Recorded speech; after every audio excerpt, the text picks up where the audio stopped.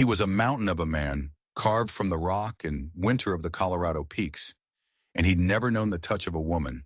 His name was Daniel, and on a night so cold the trees themselves seemed to cry out, he found her by a frozen creek, cast out and left for dead. She was an Amish woman, round and sturdy, with eyes that held the quiet sorrow of a world that had called her a burden, called her barren, and thrown her away into the snow. He lifted her like she was nothing, his voice a rumble like stones shifting deep in the earth. By spring, the virgin mountain man declared to the outcast Amish woman, you'll birth me 3 sons. It was a vow so impossible, so insane, it hung in the freezing air between them like a ghost. He took her to his lonely cabin, a place that had only ever known the silence of one man's heart. And just as a flicker of warmth, a tiny impossible spark of hope, began to grow between these two broken souls, the world outside came crashing in. 3 starving boys, their faces telling a story of Apache blood and desperate flight, stumbled out of the storm and onto their doorstep. Suddenly, the impossible vow didn't seem so crazy anymore. But they weren't the only ones the storm had brought. Danger followed, wearing the face of a railroad agent named Silas Croft and a reluctant town deputy. They didn't see children. They saw property, vagrants to be torn away, and sent to a workhouse that was nothing more than a slave camp in disguise. Daniel's cabin, once a sanctuary of solitude, was about to become a battlefield. Not a battle of guns, but of hearts. A battle of a foolish promise against the cold, hard letter of the law. Would a woman the world had discarded find the strength to defy it? And would a lonely giant's impossible prophecy come true? Or would it shatter the only family he had ever known? The wind screamed like a banshee against the log walls of the cabin.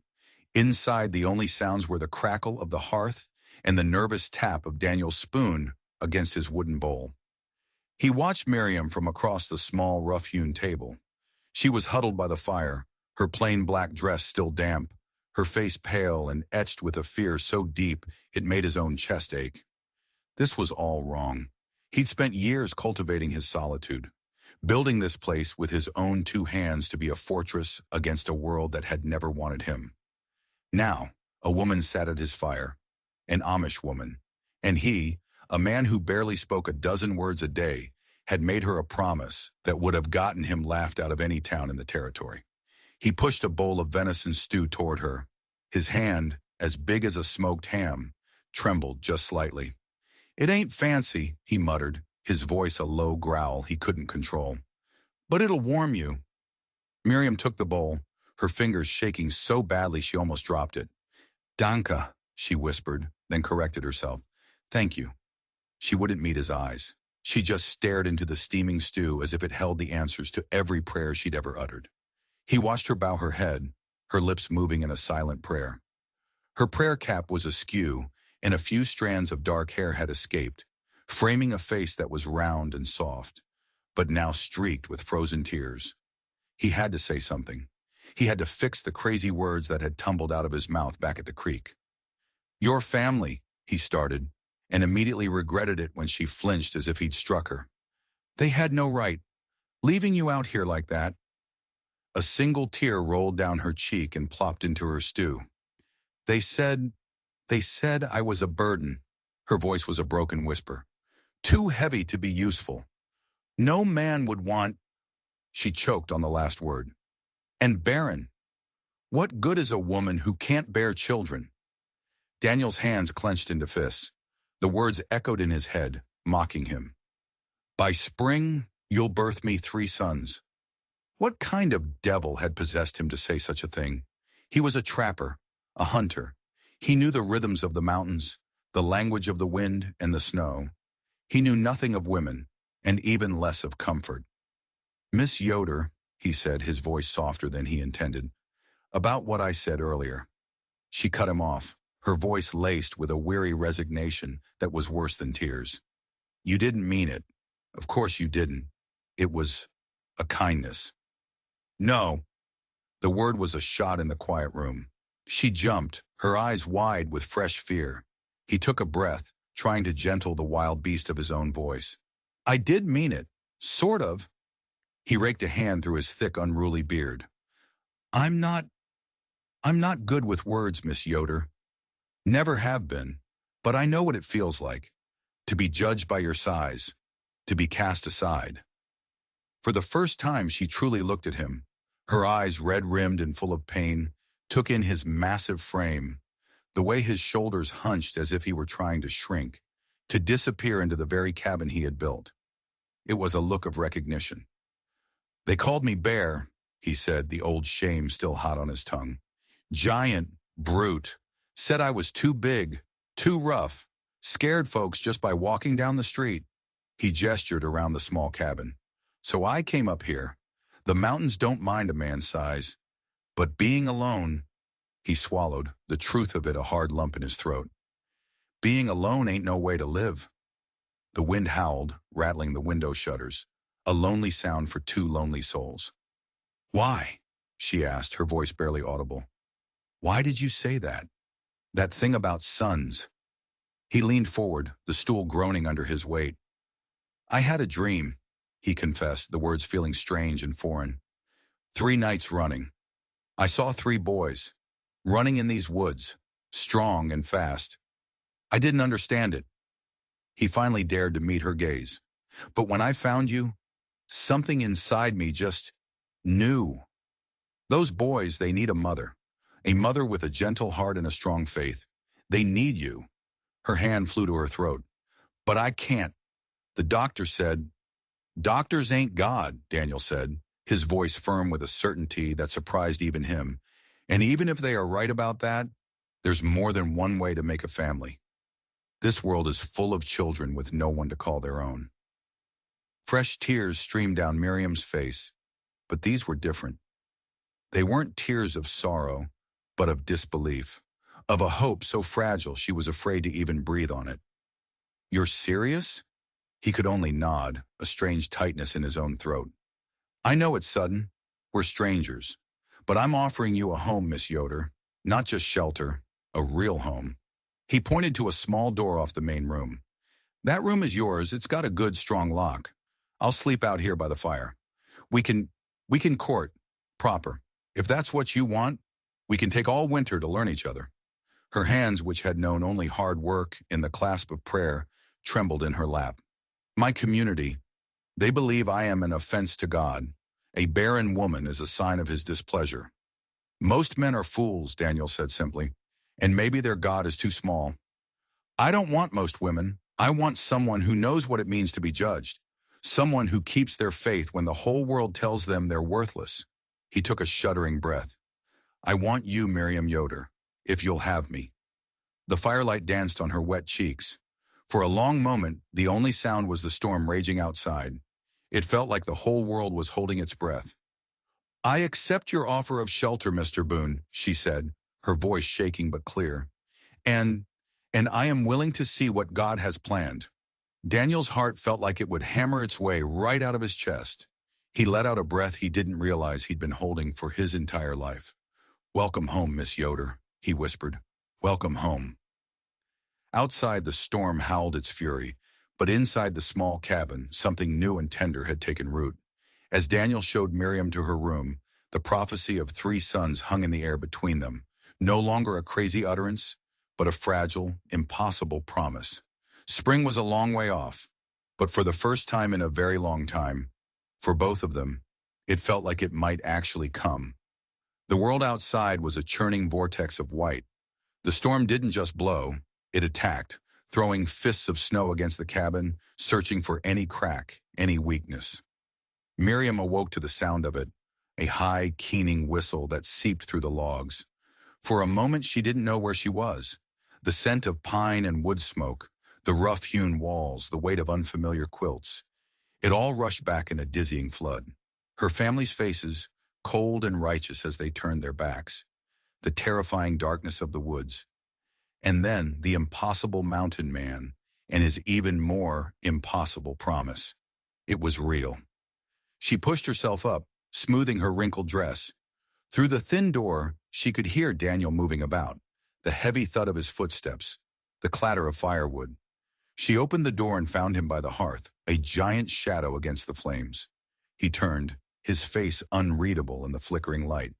Storms settled in, he said, his voice a low rumble. We'll be stuck here a few days. A few days, trapped, with this stranger. A knot of fear tightened in her stomach, but she pushed it down. Then I should make myself useful, she said, her voice steadier than she felt. She moved to the fire, her hands automatically reaching for the kindling. May I? He stepped back, giving her space. Much obliged. They worked together in silence, a strange and clumsy dance. She, with her quick, practiced movements, arranging the smaller sticks. He, with his massive strength, placing the heavy logs. The familiar chore was a comfort, a small piece of normalcy in a world that had been turned completely upside down. When the fire was roaring, casting a warm glow over the single room, she took a moment to truly see the place. It was a man's space, built for function, not comfort. A narrow bed against one wall, a simple table, shelves holding the barest of necessities. But then she saw it. On a small shelf near his bed, a well-worn Bible. You read scripture? She asked, the question slipping out before she could stop it. He nodded, his calloused hand resting on the book's worn leather cover. Every morning, every night, the good book keeps a man from getting too lost up here. A wave of relief washed over her. Whatever else he was a man of faith. That, at least, was a language they both understood. They ate a simple breakfast of cornmeal, the storm providing the only conversation. But questions hung in the air between them, heavy and unspoken. Finally, she found her courage. Mr. Boone, she began, her fingers twisting in the fabric of her apron. About the sons. There's something you must know. He put down his spoon, giving her his full, unnerving attention. His silence was a strange sort of comfort. It felt like he was truly listening. The elders, they didn't just cast me out for my size. The words were stones in her mouth, heavy with years of shame. The doctors in town, they examined me. They said I am barren, that I will never bear children, ever. She finally looked at him, expecting to see pity, or worse, disappointment. Instead, his expression was thoughtful. He stared into the fire for a long moment before he spoke, his voice gentle but unshakable. If God wills it, he'll send sons, by blood or by providence. Her head snapped up. She stared at him, at this unkempt giant man who spoke of God's will with such simple, infuriating certainty. You still believe it? Even after what I just told you? The Lord works in mysterious ways, Miss Yoder, he said, his eyes meeting hers. Out here in the wild, you learn that quick. Sometimes the thing that looks like the end of the road is just a turn you didn't see coming. His simple, unwavering faith was a blow. How long had she prayed for a miracle, only to be met with silence? How long had she carried the shame of her body's failure? Yet here was this stranger, this outcast, accepting what her own people, her own family, could not. He saw her not as a failure, but as part of a plan she couldn't comprehend. The day crept by. They fell into a rhythm of small, domestic tasks. He mended his snowshoes, his large hands surprisingly deft. She kneaded dough for bread, the familiar motion a comfort to her frayed nerves. The cabin was filled with the scent of baking bread and the quiet sounds of two people learning the shape of each other's silence. As evening fell, she dared another question. Why have you never married, Mr. Boone? He flinched, a dark blush creeping up his neck. It's a fair question, he mumbled, setting aside his work. Truth is, I've never known a woman, not in the way a man should. Her hands stilled in the dough. The folk in town, they see my size and they assume things. The women, they cross the street when they see me coming. So I came up here. The trees don't pass judgment. I understand, she whispered, and she did. In that moment, they were not a man and a woman, not Amish and mountain man. They were just two souls who had been judged wanting by the world. Later that night, as the sleet began to drum against the roof, he took down his Bible. He read from the Psalms, his deep voice filling the small cabin, the ancient words of balm on their raw wounds. They prayed together, a silent, shared conversation with God. As she lay in her small, cold room, listening to his steady breathing from his spot by the fire, his prophecy echoed in her mind, his easy acceptance, his strange, unshakable faith. The man was a mystery, but for the first time in a very long time, Miriam felt a sliver of hope that he was a mystery worth solving. The storm raged on, but inside the cabin, something was shifting. The walls didn't feel like a prison anymore. They felt like a sanctuary. The world was buried in white. For 3 days the storm held them captive, and a strange, quiet life took root within the four walls of the cabin. The silence between them slowly changed. It was no longer the awkward silence of strangers, but a comfortable quiet, punctuated by the small sounds of their separate tasks. Miriam, driven by a lifetime of habit, began to bring order to the bachelor chaos. She mended Daniel's worn shirts, her needle moving with a quick, sure rhythm. She organized his shelves, stacking tins and arranging sacks of flour.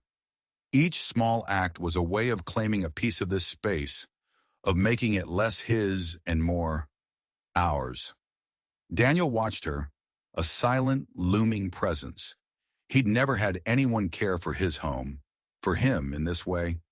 He'd split his own logs, mended his own clothes, cooked his own meager meals for so long that the sight of her humming softly as she sewed was both profoundly unsettling and deeply comforting. He'd go out to chop wood, the sharp crack of his axe the only sound in the muffled, snow-filled world, just to escape the intensity of the feelings stirring inside him. Then he'd return, drawn back by the warmth and the unfamiliar scent of baking bread. He found himself listening for the sound of her quiet hymns, melodies that softened the cabin's rough edges and chipped away at the wall he'd built around his heart. One evening, as the fire danced and the wind moaned outside, she turned to him, her face serious in the flickering light. "Mr. Boone," she began, her voice barely a whisper, "that first day, about the 3 sons, did you truly mean it?" The air grew thick with unspoken words. He set down the trap he was mending, his heart hammering against his ribs. He could lie. He could take back the crazy words, call it a fever dream brought on by the cold. It would be the sensible thing to do. But when he looked at her hopeful, terrified face, he found he couldn't. "I meant every word," he said, his voice low and certain. A flush spread across her cheeks. In her 26 years, no man had ever spoken to her of a future. The doctor's verdict had been a death sentence for that part of her life. Yet this giant, this stranger, spoke of the impossible as if it were as certain as the sunrise. "But how?" she whispered. "How can you be so sure?" He looked into the flames, trying to find words for a feeling that had no name. "I just know. The same way I know spring will follow this winter. It's a truth I feel deep in my bones." Something shifted between them in that moment. A fragile trust, as delicate as a snowflake, formed in the warm air of the cabin. They didn't speak of it again, but it was there, a silent promise that hung between them, more real than the storm outside. On the fourth morning, the world was born anew. The storm had broken, leaving behind a landscape of breathtaking, silent beauty. The sky was a brilliant, cloudless blue, and the snow sparkled as if it were made of diamonds. "Need to check my trap lines," Daniel announced over breakfast, his voice gruff, as if trying to pretend the last 3 days hadn't happened. He pulled on his heavy coat, the familiar routine a comfort. Miriam nodded, watching him go. The cabin felt strangely empty without his looming presence. Daniel stepped into the blinding white, his snowshoes sinking into the deep powder. The air was so cold it burned his lungs, but it felt good to be moving, to be working. He was halfway through his circuit, resetting traps sprung by the storm, when he saw them. Footprints. They were small, erratic, half filled with windblown snow. They weren't animal tracks. They were human, and they were fresh. His blood ran cold. No one in their right mind would be out in this, not after a storm like that. He knelt, examining the trail. They were children's tracks, more than one, by the looks of it. They staggered, stumbled, weaving through the trees as if lost or delirious. A primal fear, cold and sharp, gripped him. Children wouldn't last a night in these temperatures, not without shelter, not without help. He abandoned his traps, his mind racing. He turned and plunged back through the snow, his long strides eating up the distance to the cabin. He burst through the door, his breath coming in ragged clouds. "There's tracks," he said, the words tumbling out. small ones, like children. Miriam's hand flew to her mouth, her eyes wide with alarm. Children? Out here! Daniel was already grabbing his rifle, checking the load. I have to follow them, see where they lead. Be careful, she whispered, her hands clasped together as if in prayer. He paused at the door, looking back at her. She stood bathed in the warm light of the cabin, the very picture of a wife waiting for her husband's return. The thought struck him with the force of a physical blow. How right she looked, how much it felt like home. He shook his head, pushing the thought away. There was no time for that. He stepped back out into the biting cold, his heart pounding a frantic rhythm against his ribs as he followed the mysterious, desperate tracks into the silent, frozen woods. The forest was a cathedral of snow and silence. Every sound was muffled, every branch heavy with a pristine layer of white. Daniel moved with a hunter's grace, his eyes scanning, reading the story the small footprints told. They were growing weaker, the steps shorter, the stumbles more frequent. Whoever they were at the end of their strength. His urgency grew with every step. He pushed faster, his snowshoes whispering over the powder. A crow called out from a high branch, a harsh, lonely cry that echoed in the still air. The tracks led him toward a small clearing, dominated by a massive fallen pine. Its upturned roots formed a makeshift cave, a slight shelter from the wind. As he drew closer, he heard it, a faint sound, almost lost in the vastness of the woods. A whimper. He crept forward, his rifle ready, his heart in his throat, and then he saw them. Huddled together in the hollow beneath the roots, three small figures, barely more than shadows against the snow. Their clothes were rags, their dark hair matted and dusted with frost. Three boys. The oldest might have been 12, the youngest no more than 6. Their dark eyes and high cheekbones spoke of their Apache blood. They were pressed together for warmth, shivering violently, their lips a frightening shade of blue. They were barely conscious. Dear Lord, Daniel breathed. He shrugged off his own heavy coat in an instant, wrapping it around the smallest child. The boy stirred, a flicker of fear in his eyes before they fluttered shut again. It's all right, Daniel said, his voice a low, soothing rumble. I'm here to help. He gathered the little one into his arms. The boy was terrifyingly light, his small body trembling like a leaf. Can you walk? He asked the other two. They stared at him, their eyes wide with a mixture of fear and exhaustion. The oldest, with a look of fierce protectiveness, struggled to his feet, pulling his brother up with him. My cabin is close, Daniel urged. There's a fire. There's food. He led them back, setting a slow, deliberate pace.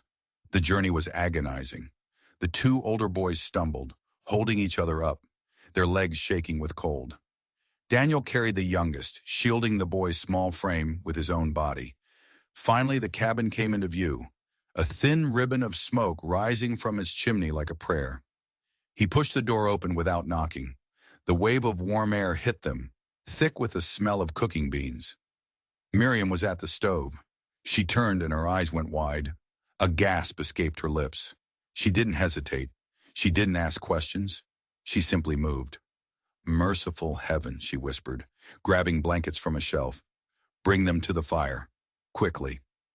Daniel set the boys down near the hearth, their exhausted bodies slumping to the floor.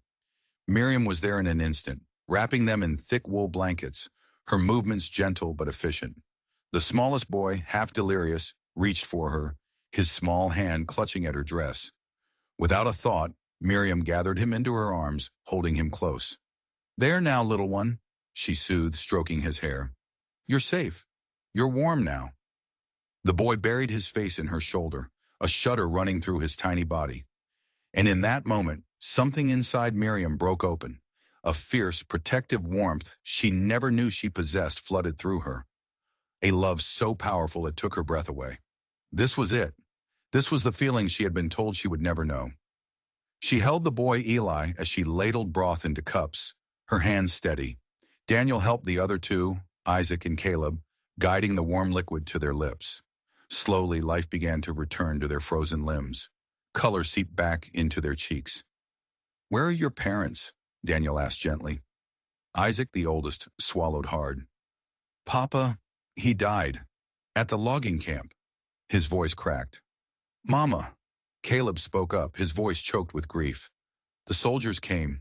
She told us to hide. Said she would lead them away and come back for us. He hugged his knees to his chest. She never came back. Miriam's arms tightened around Eli. Her heart ached with a pain so profound it felt like her own. They had been wandering for days, lost and alone, trying to reach a mission station they had only heard whispers of. You're safe now, Daniel said, his voice a bedrock of certainty. That's what matters.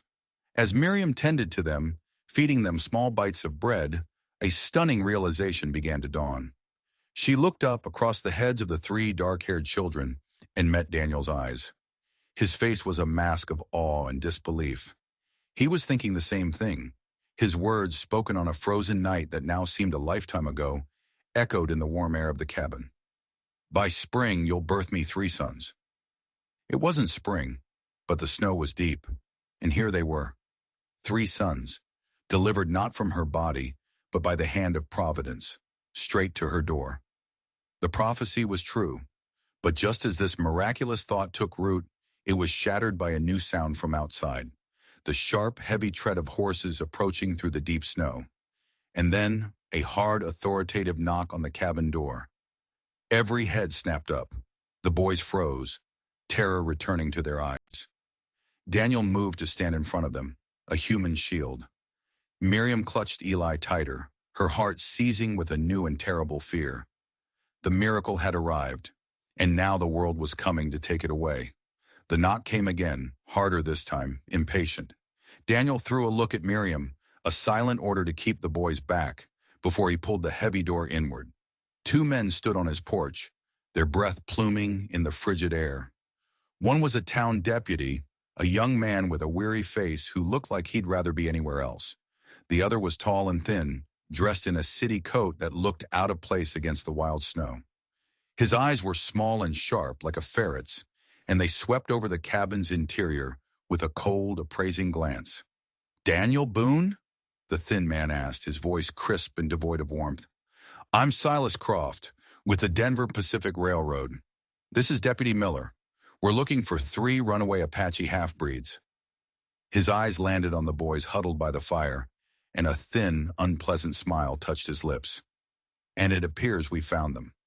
They're not runaways, Daniel said, his voice a low growl. He stood in the doorway, his massive frame blocking their entry. They were lost, freezing. I brought them in. Croft waved a dismissive hand. A technicality. They're vagrants, property of the territory until they can be placed in a proper institution. He held up a rolled document, the paper stiff with cold. I have a writ here from the magistrate. These boys are to be remanded to my custody and transported to the Brighton workhouse. Miriam's blood ran cold. The Brighton workhouse. She'd heard whispers of it, a place children were sent, orphans and vagrants, and were never heard from again. A place where they were worked like animals until they dropped. It wasn't a workhouse. It was a death sentence. You can't, she said, her voice shaking but firm. She stepped forward, Eli still clinging to her. They're just children.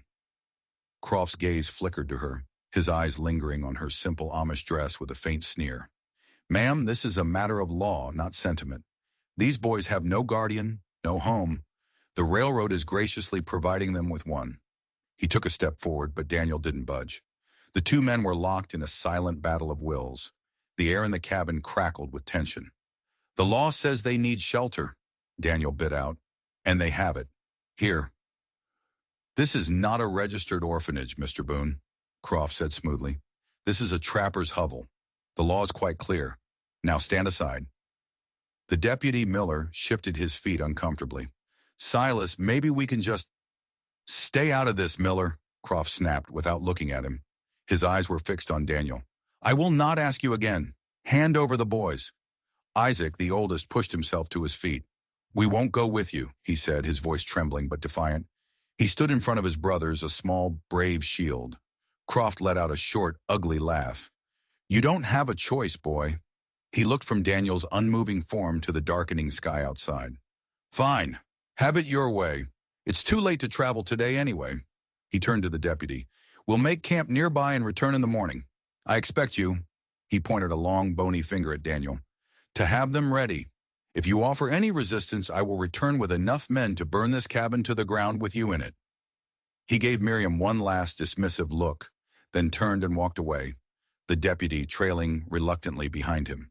The door swung shut, plunging the cabin back into a tense, suffocating silence. The threat hung in the air, thick and poisonous. They had until morning. Miriam looked at Daniel, her heart pounding with a fear she had never known. They had found a miracle, a family delivered by the storm.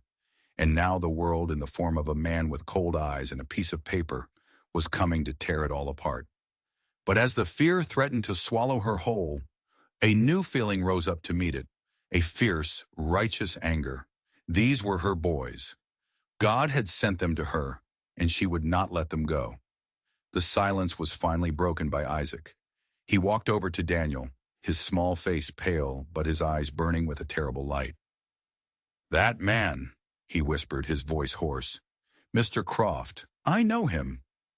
Daniel knelt, putting a heavy hand on the boy's shoulder. "How, son? How do you know him?"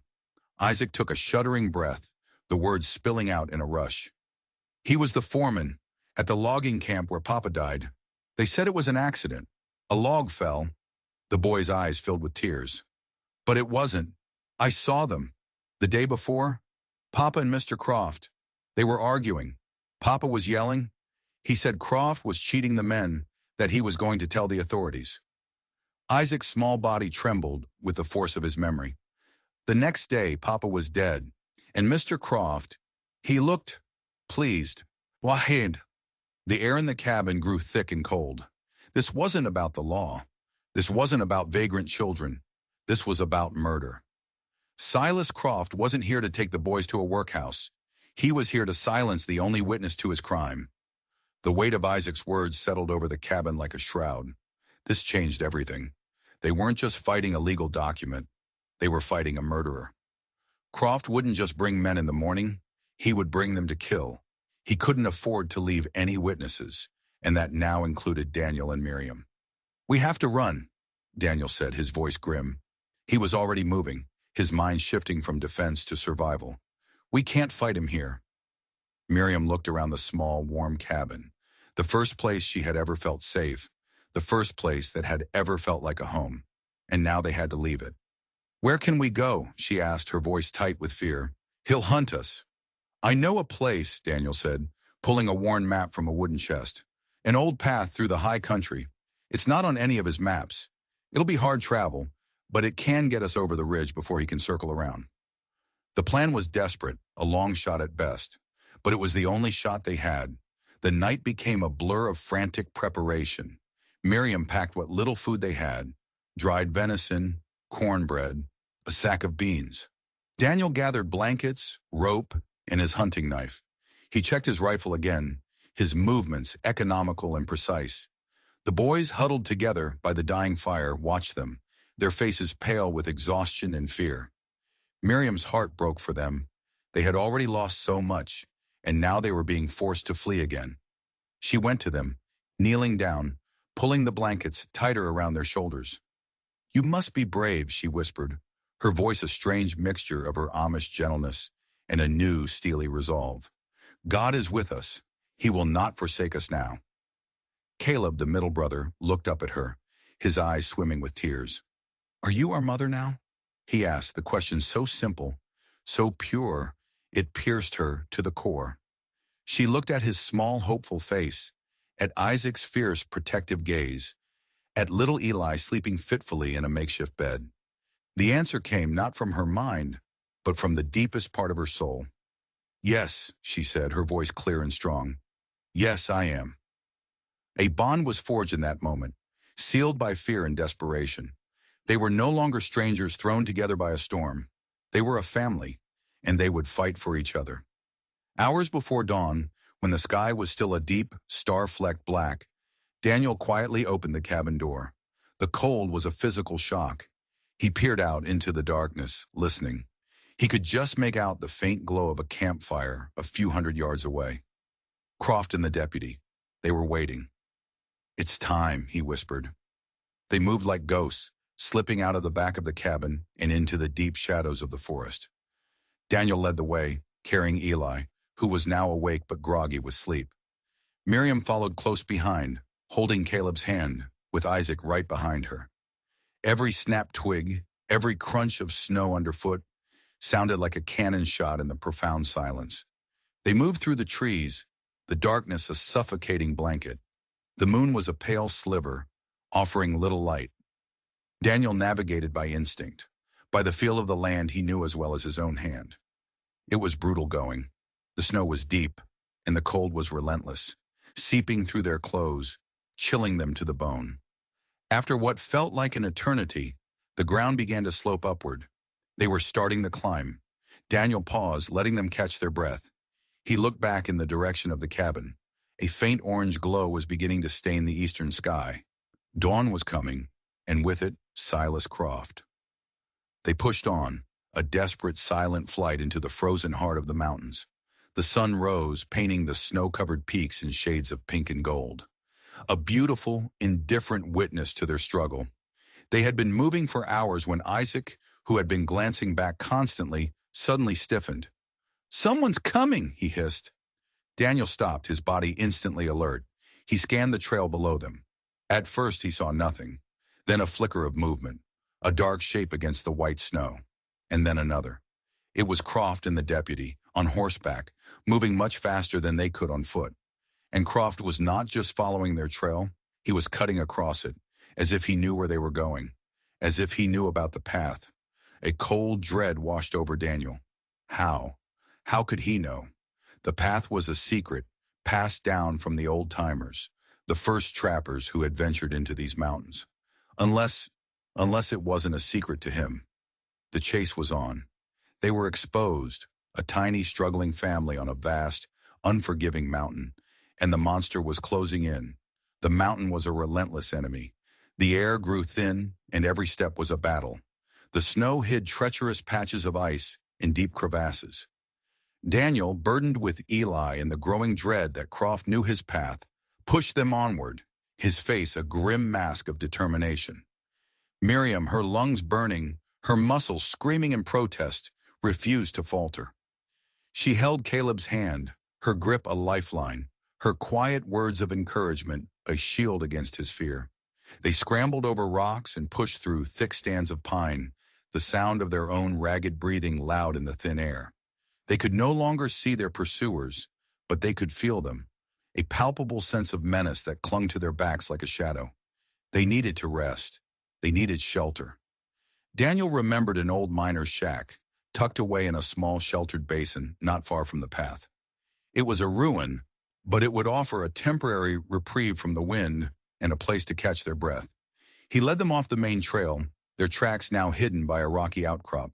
The shack was little more than a pile of rotting logs, half buried in snow, but the roof was mostly intact. Inside it was dark and smelled of damp earth and decay, but it was shelter. While Miriam got the boys settled, calming their fears and sharing out the last of the cornbread, Daniel scouted the perimeter. There was no sign of Croft. For now they were safe, but he knew it was a temporary illusion. Inside the shack, Miriam's eyes adjusted to the gloom. In a corner she saw a small metal box, rusted and half open.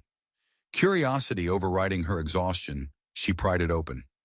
Inside, wrapped in oilcloth, was a small leather-bound journal.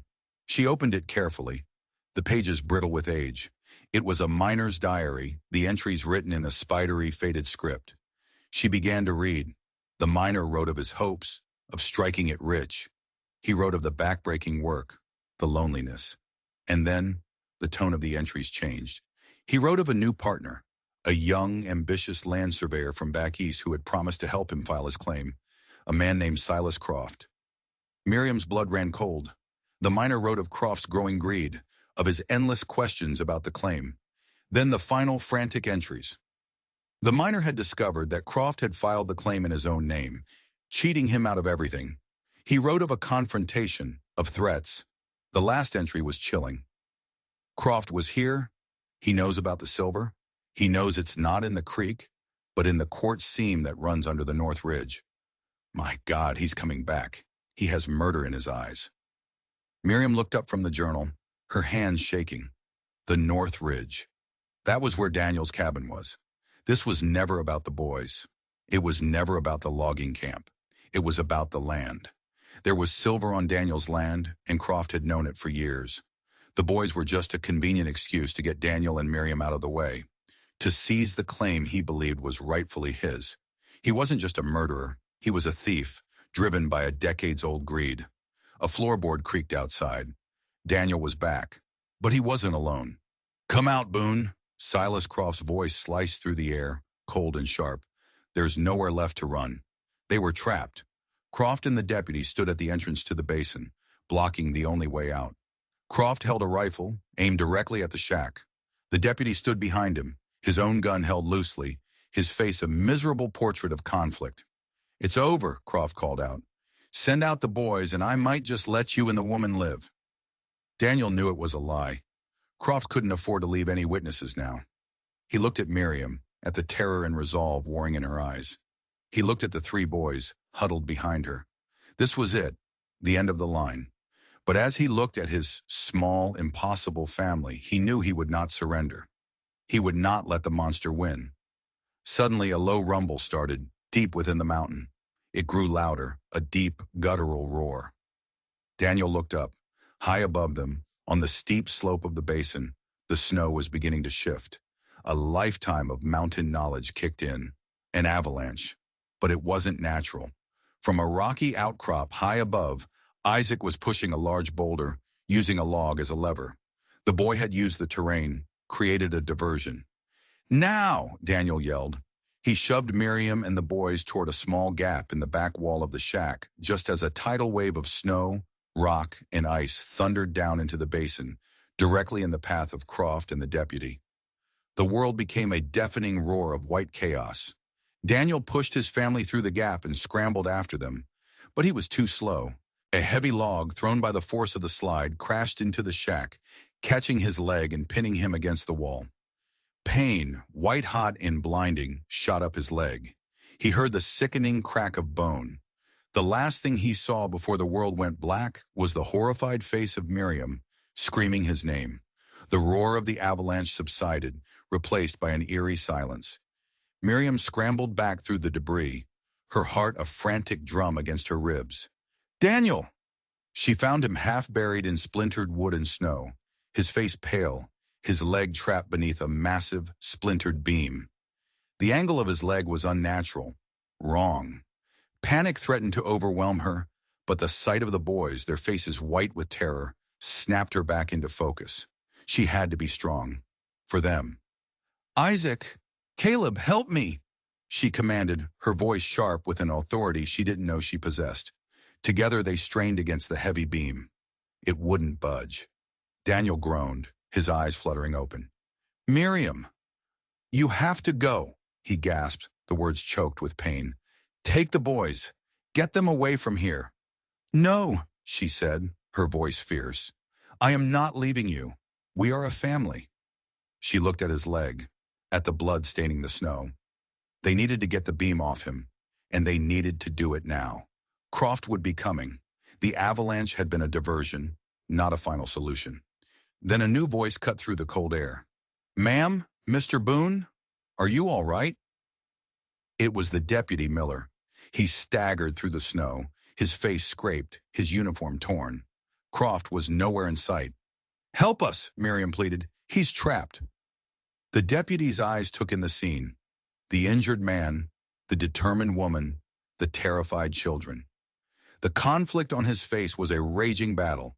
He was a man of the law, and Croft held the writ.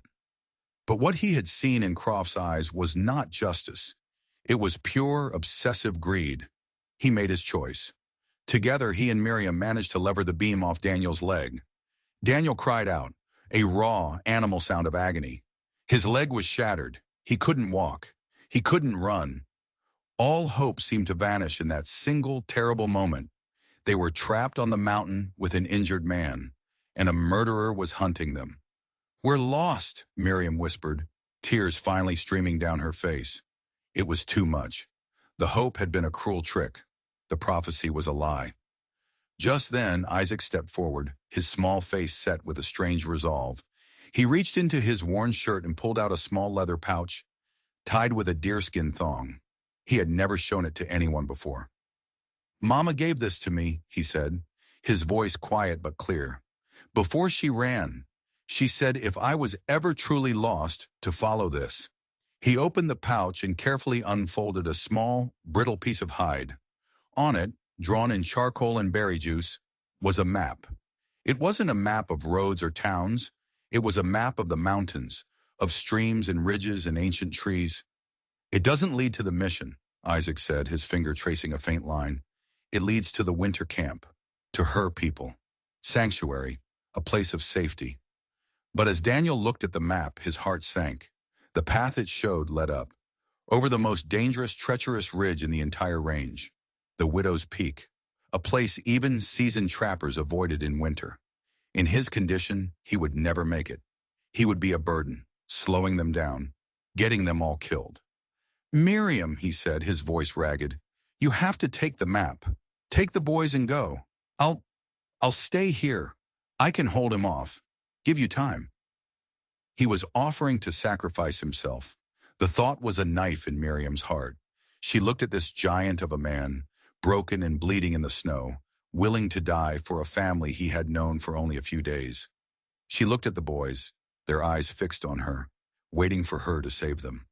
A lifetime of Amish teachings, of peace and submission, warred with the fierce, protective love that now burned in her soul. She knelt beside Daniel, her hands covering his. "No," she said, her voice shaking but unbreakable.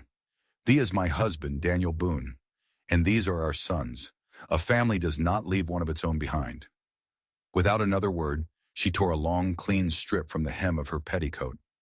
She found a sturdy branch, and with the deputy's help, they began to splint Daniel's leg. Her movements were sure, her faith no longer in a distant God of rules and judgment, but in the fierce, undeniable power of love. They would get off this mountain, all of them, together. A shout echoed from the rocks above them. "Miller, you worthless coward! I'll see you hang for this." Silas Croft stood on a ledge overlooking the basin, his face a mask of fury. His fine city coat was torn, and a long gash bled freely on his forehead, but his eyes burned with a mad light. He had lost his horse, his rifle had been swept away in the avalanche, but he was not beaten. He held a large, jagged rock in his hand, his intent clear. The deputy drew his pistol. "It's over, Silas. I'm taking you in, for what you did to that miner, for what you planned to do to these children. This land is mine," Croft screamed, his voice cracking. "It was owed to me." He scrambled down the rocks, his movements clumsy but driven by a desperate greed. He was heading for them. They had nowhere to run. Daniel, his legs splinted but the pain a roaring fire, tried to push himself up. "Get behind me," he ordered. But Miriam stood her ground. This was her family. This was her fight. As Croft closed in, the deputy raised his pistol, his hands shaking. But before he could fire, Isaac and Caleb moved. They didn't run. They didn't scream. They acted. Using the survival skills their parents had taught them, they worked together. Caleb grabbed the rope Daniel had packed. Isaac, quick as a squirrel, scrambled up a small pine tree. He tied one end of the rope to a low, sturdy branch, while Caleb, on the ground, looped the other end around a small fallen log, creating a simple but effective tripwire hidden just beneath the surface of the snow. Croft, his eyes fixed on Daniel and the prize he believed was his, never saw it coming. He charged forward, the rock raised high. His foot caught the rope. He pitched forward with a strangled cry, his momentum carrying him over the edge of a small, steep drop-off. He landed hard in a deep snowdrift below, the rock flying from his hand. He wasn't dead, but his leg was bent at an impossible angle. He let out a howl of pain and rage, trapped and broken by the very children he had hunted. Justice had been served, not by a gun, not by the law, but by the mountain and the courage of three small boys. Deputy Miller, his face a mixture of shock and awe, holstered his pistol. He knew what he had to do. He would go back to town, not with prisoners, but with a story of greed, murder, and the incredible resilience of a makeshift family. He would use the miner's journal, his own testimony, to see that Silas Croft rotted in a jail cell for the rest of his miserable life. "Go," he said to Miriam, his voice thick with emotion. "Get your family to safety. I'll handle him." It was a long, arduous journey. They made a crude travois for Daniel, and together Miriam and the boys pulled him up the treacherous slope of the Widow's Peak. It was the hardest thing any of them had ever done. They were driven by something more powerful than fear, more enduring than the cold. They were driven by love. At the top of the ridge, they looked down into a hidden valley. A thin plume of smoke rose from a cluster of hide lodges, a welcome sight in the vast, empty wilderness. They had made it. They were safe. As they made their way down into the valley, figures emerged from the lodges. The Apache people, Isaac's people, came to meet them. A woman with wise, knowing eyes stepped forward. She looked at the strange group, the injured giant, the Amish woman in her torn dress, the three boys who were both hers and not hers, and she smiled. They were welcomed not as strangers, but as family. The months that followed were a time of healing. Daniel's leg mended, slowly but surely. He taught the boys how to track and hunt, his deep voice no longer gruff, but filled with a gentle pride. Miriam, in her plain dress, taught them their letters and prayers, her heart so full she thought it might burst. She found a home and an acceptance among the Apache people that her own community had denied her. She was not the barren woman. She was not the burden. She was a mother. One evening, as the first signs of spring began to touch the high country, melting the snow and bringing a hint of green to the aspens, Miriam sat with Daniel by the fire. The three boys were asleep nearby, their faces peaceful in the soft light. The crazy prophecy, spoken on a frozen night so long ago, had come true, not by blood, but by providence, by a love so fierce it had stared down the law, defied a murderer, and conquered a mountain. "Welcome home, Mr. Boone," she said softly, her hand finding his. He smiled, his large hand enveloping hers. "Welcome home, Mrs. Boone." They found more than just safety in that hidden valley. They found a life, a real one. They built a new home, a cabin that blended the sturdy log work of a mountain man with the warmth of an Amish heart, all of it sheltered under the watchful eyes of their new tribe. The prophecy of three sons became the foundation of their world, a truth written not in the stars, but in the everyday moments of a family forged in fire and ice. What do you think? Was it fate that brought them together, or was it something more? Sometimes the family you choose is the one that was meant for you all along. If you enjoyed this story and believe in the power of courage and found family, do us a favor and hit that subscribe button. It really helps us bring more stories like this to you. Thanks for watching, and we'll see you in the next one.